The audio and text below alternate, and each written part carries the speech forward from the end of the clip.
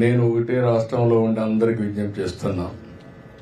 NT Ramarao గారు అన్నదానం ప్రవేశపెట్టారు తిరుమల పైన. దాన్ని కూడా నాసిరకం భోజనం పెట్టే పరిస్థితికి వచ్చారు ఇటీవల కాలంలో. దానిపై కూడా అనేక కంప్లైంట్లు, కడాన ప్రసాదంపై కూడా కంప్లైంట్లు వచ్చే పరిస్థితికి వచ్చింది. ఇవన్నీ కూడా నాణ్యమైనటువంటి అక్కడ ఏవైతే మన దానికి కావాల్సినటువంటి ముడి సరుకులన్నీ కూడా నాసిరకం వాడడం, అది కాకుండా పవిత్రమైన దేవాలయాల్లో కూడా అపవిత్రమైన ముడి సరుకులు వాడడం, ఇలాంటివన్నీ చేసి కంపు చేశారు. ఇప్పుడిప్పుడే అక్కడ కూడా స్ట్రీమ్ లైన్ చేశాం. ఒక దూరదృష్టి మీరు ఆలోచిస్తే ఎన్టీ రామారావు గారు ఆ రోజు ప్రారంభించిన అన్నదానం ఈ రోజు కార్పసే మొత్తాన్ని జరిపే పరిస్థితి వస్తుంది.